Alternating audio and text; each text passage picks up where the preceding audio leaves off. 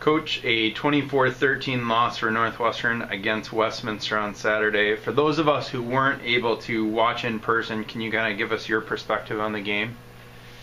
Yeah, it was a game that boy, I thought we had a shot at them in the third quarter, but we started off real well, drove the ball down, and shut them down 3 and out right away to start the game, and felt real comfortable. Maybe that was the problem. We might have gotten a little comfortable, but anyway, yeah, it was a tough game to lose, and yet a great game for learning experience.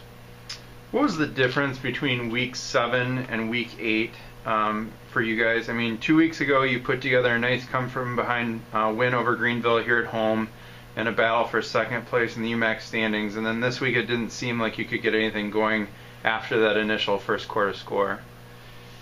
Yeah, I think as a staff we did discuss it at halftime. We just looked a little sluggish. Our guys have great times on their road trips. Not sure if it was even the road trip. I still couldn't pinpoint what it was completely. I do know this: when we made our comeback, you can't turn the ball over. That's the bottom line. And I was just looking at our statistics and so forth, and when you turn the ball over 3 times and they don't, it's tough to overcome those odds. Let's talk about that road trip a little bit. Last week was the second of 3 seemingly long trips for you guys that includes over 8 hours of driving each way. What does a typical road trip look like when you've got that far to go?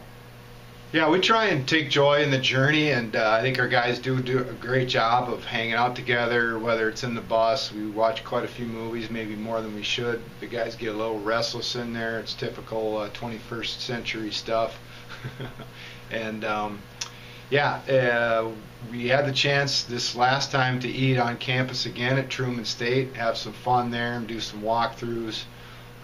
Look forward to our last road trip of the year. This is the last time these guys will really be together as a group. But we try and have some fun, but we also let the guys know it's a business trip as well.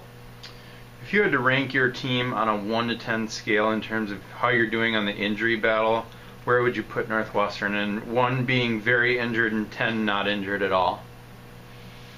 Yeah, I'd say we're probably 6 or 7. I think we've done pretty well as far as injuries, but there's definitely been more than I thought that we would have. I mean, you go into the season know there's going to be injuries. It's a game of collisions, and running back has probably been the place where it's been great that we've had the depth, but it's been disappointing as far as our injuries and so forth there, and yet God still sustains. This coming Saturday, you're facing a McMurray team that, similar to Westminster, likes to score points at a clip of 31.4 points per UMAC game. How do you limit those points by the Highlanders while finding the end zone more than you did last week? Yeah, great question. McMurray hasn't won a lot of games, but they have thrown a lot of points up on the board.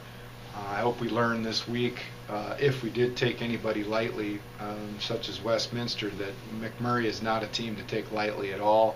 They can score points. They're always going to be a big physical team, and they've got some speed as well. And so it's going to be quite a battle. Excellent. Well, good luck at practice this week, and we'll see you at Reynolds Field at 12 o'clock on Saturday. Thanks, Greg.